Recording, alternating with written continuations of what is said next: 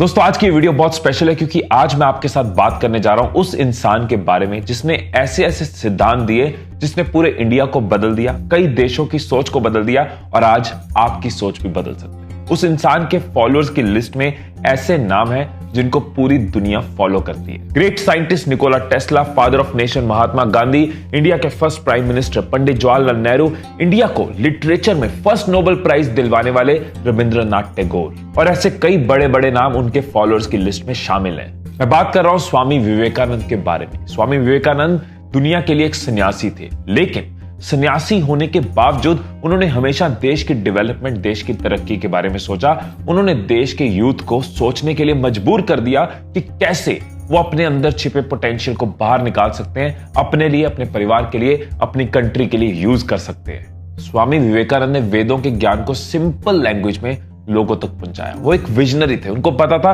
Future में दुनिया में क्या क्या प्रॉब्लम्स आने वाली हैं, ह्यूमैनिटी को क्या प्रॉब्लम्स आने वाली हैं। उन्होंने कई बुक्स लिखी जैसे कि कर्म योगा, भक्ति योगा, राज योगा, जन्म योगा।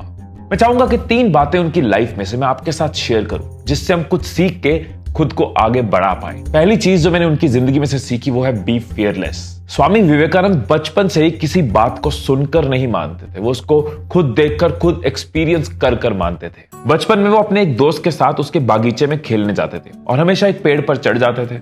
अब उन दोनों बच्चों को चोट ना लग जाए इसलिए बच्चे के दादाजी ने कहा इस पेड़ पर भूत रहता है और पेड़ पर चढ़ने वालों की गर्दन तोड़ देता है। उनका दोस्त तो ये बात सुनकर घबरा गया, लेकिन विवेकानंद बिल्कुल भी नहीं घबराए। उन्होंने तय कर लिया कि वो इस बात की पूरी सच्चाई जानकर रहेंगे।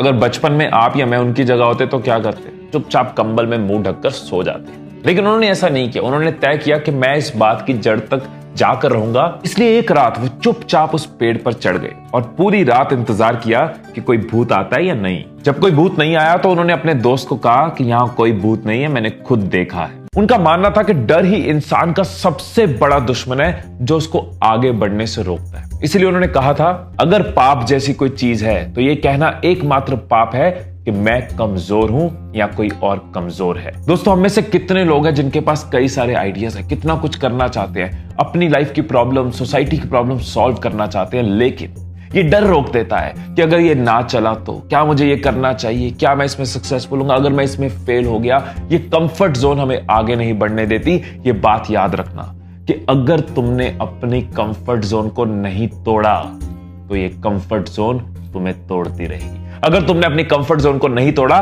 तो तुम्हारी कंफर्ट जोन तुम्हें तोड़ देगी।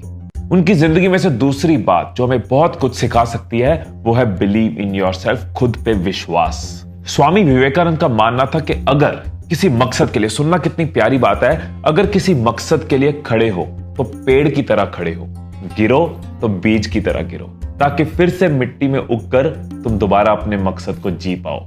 अपने गुरु रामकृष्ण परमहंस से मिले ज्ञान को पूरी दुनिया में फैलाना है, ये उनका मकसद था, ये उनका पर्पस था और इस पर्पस के लिए वो लगे रहे। जेब में पैसे नहीं भी है, रिसोर्सेज नहीं भी है, खाली पेट रहना पड़ रहा है, भूखे रहना पड़ रहा है, लेकिन वो अपने मकसद से हटे नहीं कि पूरी दुनिया में इंडिया के ज्ञान को फैलाना है। स्वामी विवेकानंद को खुद पे हद से ज्यादा विश्वास था। बहुत बड़ी ताकत होती है खुद पे विश्वास। उन्होंने फैसला किया कि 1883 में शिकागो में होने वाले विश्व धर्म सम्मेलन यानी कि पार्लियामेंट ऑफ वर्ल्ड रिलीजन में वो हिस्सा लेंगे। शिकागो पहुंचते ही स्वामी जी के सामने और बड़ी चुनौती आ गई।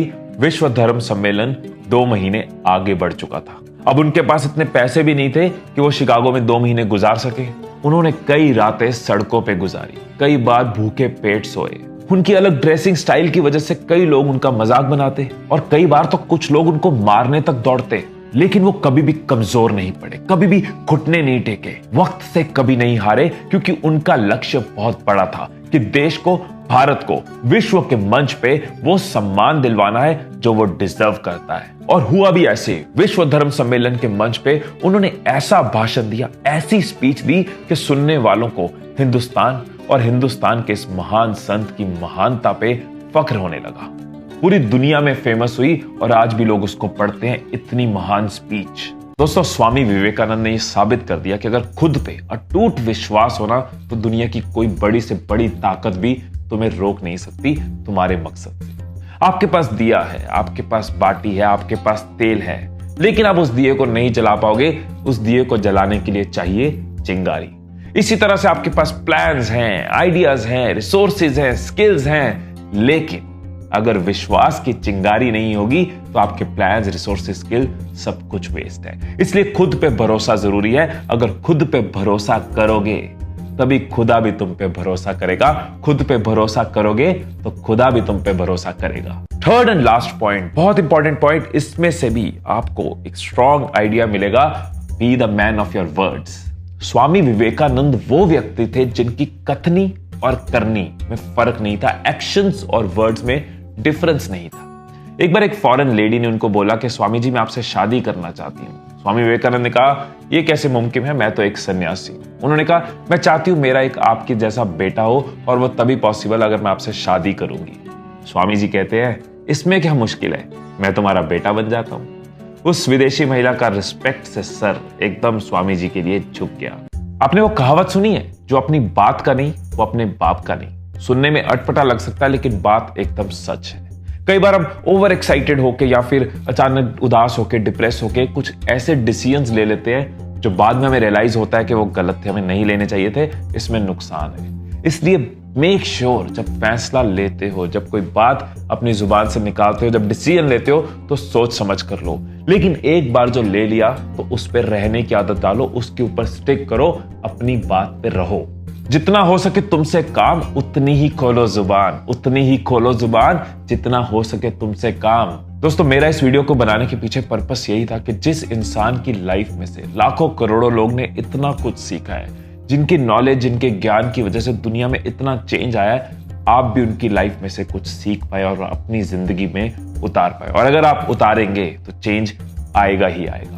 उनकी लाइफ के ये 3 पॉइंट, नीडर होना, खुद पे विश्वास रखना और अपनी जुबान पे रहना, इस बात पे कोई डिसएग्रीमेंट नहीं है कि ये 3 चीजें जिंदगी में बहुत जरूरी है और हमें अपनी जिंदगी में उतारनी चाहिए।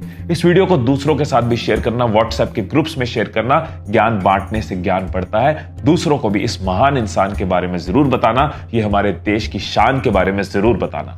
वीडियो कैसी लगी कमेंट्स में जरूर लिखना और किन पर्सनैलिटीज के ऊपर आप ऐसी वीडियोस चाहते हैं कमेंट्स में जरूर बताना। मुझे आपके कमेंट्स का इंतजार रहेगा। अगर अभी तक चैनल को सब्सक्राइब नहीं किया तो सब्सक्राइब दबा लें, नोटिफिकेशंस वाली बेल ऑन कर लें। ये अपडेट्स, ये वीडियोस, ये नॉलेज आपको मिलती रहे, इसलिए आई पे क्लिक कर सकते हैं, फॉर्म भर सकते हैं। मैं और मेरी टीम आपके साथ जुड़े रहेंगे नए जोश और नई नॉलेज के साथ। फिर मिलेंगे अगली वीडियो में। Till then stay blessed, stay inspired and I love you all.